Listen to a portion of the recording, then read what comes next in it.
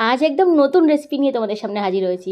বিরিয়ানি, পোলাও তো আমরা অনেক রকম বানাই। আজকের রেসিপিটা কিন্তু একদম নতুনত্ব। আর সামনেই তো জামাই ষষ্ঠী।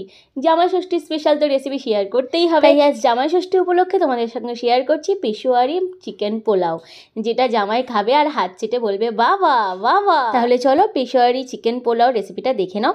এখানে আমরা 3 জন রয়েছি, তাই 3 জনের মধ্যে আমি 3 বাটি চাল নিয়েছি, যেটা বাসমতি চাল। প্রথম কাজ চালটাকে ধুয়ে ভালো করে ভিজিয়ে রাখা। দ্বিতীয় কাজ হচ্ছে কালো কিশমিশটাকে আমি জল দিয়ে ভিজিয়ে রাখি। কালো কিশমিশ কিন্তু এই রেসিপিতে দারুণ স্বাদ বাড়িয়ে তোলে। যখন বানাবে অবশ্যই বুঝতে পারবে খাওয়ার টাইমে। এখানে আমি কিছুটা কাবলি চানা ভিজিয়ে রেখেছিলাম। এবার এটাকে আমি সিদ্ধ বসিয়ে দিচ্ছি। ঠিক যতটুকু লাগবে ততটুকুই অ্যাড করে আমি এর মধ্যে জল, নুন আর তেজপাতা দিয়ে দিলাম। এবার আমার বাড়ির প্রেসার কুকারকে জানিয়ে দিলাম কাবলি চানাকে থেকে বেশি সিটি বাজানোর দরকার নেই, একটা সিটি বাজালেই হবে। ব্যাস, তারপরে কি, যেমন কথা তেমন কাজ করেছে। একটা সিটিও বাজিয়ে দিয়েছে, আমি গ্যাস বন্ধ করে দিয়েছি। এবারে ভিজিয়ে রাখা বাসমতি চালটাকে ভাতে পরিবর্তন করতে হবে। তাই এখানে আমি হাঁড়িতে জল দিয়ে দিলাম আর গোটা গরম মশলা দিলাম, আর সাথে দিচ্ছি নুন। জলে কিন্তু নুনটা বেশ দিতে হবে, যাতে পুরো জলটা নোনতা হয়ে যায়। আমরা এখানে 3 জন মানুষ রয়েছি, তাই আমি 6 পিস চিকেন নিয়েছি। তবে যতটা চাল ততটা চিকেন নিলে কিন্তু বেশ ভালো লাগবে খেতে। তবে তোমরা যদি জামাইকে চিকেনের পরিবর্তে মাটন খাওয়াতে চাও তো মাটনও ইউজ করতে পারো। এদিকে দেখো, সব কাজ শুরু করার আগে যেহেতু চালটাকে ভিজিয়ে রেখেছিলাম, ভালোভাবে ভিজে গেছে। তবে চালটা আর একটু পরে কাজে লাগবে। এখানে আমি চিকেনটাকে রেডি করে নেবো। তাই এখানে আমি নিয়ে নিয়েছি দারচিনি, ছোট এলাচ, বড় এলাচ আর গোলমরিচ গোটা। এগুলো আমি চিকেনের মধ্যে অ্যাড করে নিচ্ছি। এবারে এর মধ্যে আমি কিছু মশলা অ্যাড করব। তার আগে দিয়ে দিচ্ছি নুন। চিকেনে যতটা নুন লাগবে তার থেকে একটু বেশি নুন অ্যাড করলাম, পরে কারণটা বলছি। এবারে দিয়ে দিলাম লঙ্কার গুঁড়ো। লঙ্কার গুঁড়োটা আমি একটু বেশি করে অ্যাড করেছি।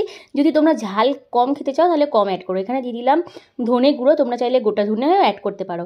এবারে এগুলোকে ভালো করে মিক্স করে নিলাম। এই রেসিপিতে কিন্তু কোনো তেলের ইউজ হয় না, তবে স্বাদ কিন্তু দারুণ আসে। এখানে একটা মিডিয়াম সাইজের পেঁয়াজ আর টমেটো, তার সাথে কিছুটা আদা আর রসুন সব লম্বা লম্বা করে কেটে নিয়েছি। এবারে আমি প্রেসার কুকারের মধ্যে আমি এই চিকেন যেটাকে মিক্স করলাম এক্ষুনি, সেটাই আমি অ্যাড করে নিচ্ছি। কোনো ম্যারিনেট করে রাখার দরকার নেই।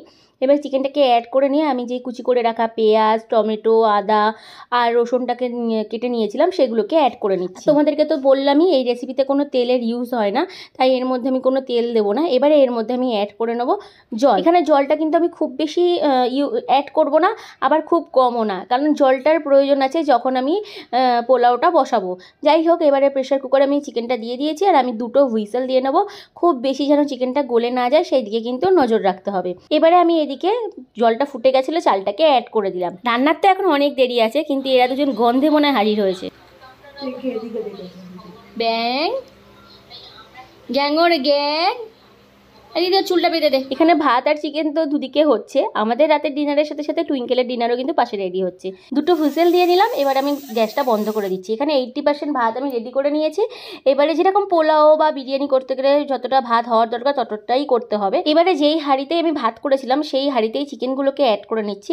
চিকেনের ভিতরে যেগুলো আছে সেগুলোকে না, শুধু চিকেনগুলোকে অ্যাড করে নিতে হবে। চিকেনটা কিন্তু আমি ঠিক যেরকম খেতে পারবো সেরকমভাবেই বানিয়েছি, না গলে গেছে আর না কিন্তু চিকেনটা কাঁচা আছে। মাটন হোক বা চিকেন ঠিক এরকমভাবেই সিদ্ধ করে নিতে হবে। চিকেনগুলো তো তুলে নিলাম, কিন্তু পোলাওতে ইয়াখনিটা ইউজ করব, তাই এখানে ইয়াখনিটাকে আমি ভালো করে রেডি করে নিই। উপর দিয়ে যে পেঁয়াজ, আদা, রসুন, টমেটো ছিল সেগুলো স্টেনার আর স্পুন দিয়ে ভালো করে নিয়ে নিচ্ছি। একটুও মিস করলে চলবে না কিন্তু। আর হ্যাঁ, ইয়াখনির নুনটা চেক করে কিন্তু অ্যাড করতে হবে। এবার নেক্সট প্রসেসে চলে যাই। হাঁড়িতে তো চিকেনটা অ্যাড করে নিয়েছিলাম, সেটা শেয়ার করেছি। এবারে আমি এর মধ্যে অ্যাড করে নিচ্ছি কালো কিশমিশ। আর কালো কিশমিশ তো বলেইছি তোমাদেরকে প্রথমে, এই রেসিপিতে একদম রানীর মতন কাজ করবে। তারপরে অ্যাড করলাম এখানে কাবলি চানা সিদ্ধ করে রাখা। এবার অ্যাড করে নিলাম এই ইয়াখনিটা। আর একটু দিতে হবে। ইয়াখনিটা 1 কড়াইয়ের একটু বেশি অ্যাড করতে হবে, যেটা প্রথমে একটু কম ছিল, আমি আবার অ্যাড করলাম। যদিও এই পোলাওতে গোলাপ জল আর মিঠা আতরের কোনো কাজ নেই, কিন্তু আমি অ্যাড করলাম কারণ এটা অ্যাড করে আমি দেখেছি বেশ ভালো খেতে লাগে। এবারে এর মধ্যে আমি রাইসটাকে অ্যাড করে নিচ্ছি। দেখো ঝরঝরে কিন্তু রাইসটা হয়েছে। যেহেতু এই রেসিপিতে আমরা কোনো তেল ইউজ করিনি, তাই শেষে কিন্তু একটু বেশি করে ঘি অ্যাড করতে হবে। আর এখানে আমি বেরেস্তা অ্যাড করছি, এটাও কিন্তু অপশনাল, তোমরা চাইলে স্কিপ করতে পারো, কিন্তু এগুলো অ্যাড করলে স্বাদ কিন্তু আরও দ্বিগুণ বেড়ে যায়। হাঁড়ি রেডি। এবারে এটাকে আমি 40 থেকে 45 মিনিটের জন্য হালকা আঁচে বসিয়ে দিলাম।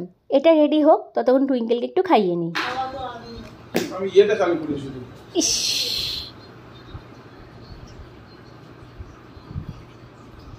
নিজের খাবার নিজেই খেতে শুরু করে দিয়েছে। কি করে, বাবা মা খেতে দেয় না? টুইঙ্কেলের তো খুব জোর খিদে পেয়ে গেছে, সেটা তোমরা দেখে বুঝতেই পারলে। এখন বেশ ভালো হয়েছে, ওর খাবার যখনই আমি এনে এরকম রাখি তখন ও নিজে নিজে খাবার নিয়ে কিন্তু শুয়ে পড়তে চায়। যখন ওর পেট ভরা থাকে খাবার নিয়ে গেলেও কিন্তু ও মাথা নাড়ে, মানে ও খাবে না। টুইঙ্কেলের ডিনার তো রেডি, চলো এবারে 45 মিনিট প্রায় হয়ে গেছে, এবারে আমাদের ডিনারটা কতটুকু হলো সেটাই দেখার পালা। খুলতে কিন্তু একটা দারুণ গন্ধ বেরোচ্ছে, আর দেখো দেখেও বেশ লোভ লাগছে। এবারে আস্তে আস্তে আমি রাইস আর চিকেনটাকে, যেহেতু চিকেন নিচে রয়ে গেছে, ভালো করে মিক্স করে নেবো। আর হ্যাঁ, মিক্স করার সময় যেন চালটা ভেঙে না যায় সেটা খেয়াল রাখতে হবে। গন্ধ তো দারুণ হয়েছে, সাথে স্বাদ কিন্তু অতুলনীয়।